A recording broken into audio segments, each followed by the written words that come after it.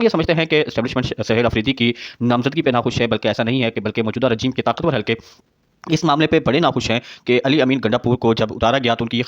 ख्याल था कि अली अमीन गंडापुर कुछ एमपीएस के साथ मिलकर बगावत करेंगे, इमरान खान के फैसले को तस्लीम नहीं करेंगे, इस्तीफा नहीं देंगे और एक ऐसा कशीदगी का माहौल केपीके के अंदर पाकिस्तान तहरीक इंसाफ के अंदर खुद पैदा हो जाएगा, जो कि मौजूदा रजीम की हुकूमत को, मौजूदा रजीम को और पाकिस्तान तहरीक इंसाफ और इमरान खान के बयानी को शदीद नुकसान पहुंचाएगा। लेकिन इसके बरक्स हुआ, जैसे ही वज़ीर आज़म इमरान खान की जानिब से अली अमीन गंडापुर को वज़ारत आला के ओहदे से अलग होने का कहा गया, तो अली अमीन गंडापुर ने बगैर किसी तवक्कुफ के, बगैर किसी सोच विचार के, बगैर किसी एडवेंचर के ना सिर्फ वज़ारत आला से अलग हुए, बल्कि उन्होंने अपना एक इस्तीफ़ा जो बाकायदा तौर पर सोशल मीडिया पर शाया हुआ, जो कि कंप्यूटर से प्रिंट किया गया था, वो शाया किया और गवर्नर हाउस केपीके भेज दिया। बाद में गवर्नर हाउस केपीके की जानिब से कोशिश की गई, उस मामले को डिले किया गया। मेरी खबर के मुताबिक ताकतवर हल्कों ने गवर्नर केपीके को ये कहा कि आप इस इस्तीफे के मामले को थोड़ा डिले करें, हम अली अमीन गंडापुर से राब्ते की कोशिश करते हैं और ये कोशिश करते हैं कि अली अमीन गंडापुर जो इस्तीफ़ा सोशल मीडिया पर वायरल हुआ है, इससे लाताल्लुकी का ऐलान करें और कोई मामला गंभीर हो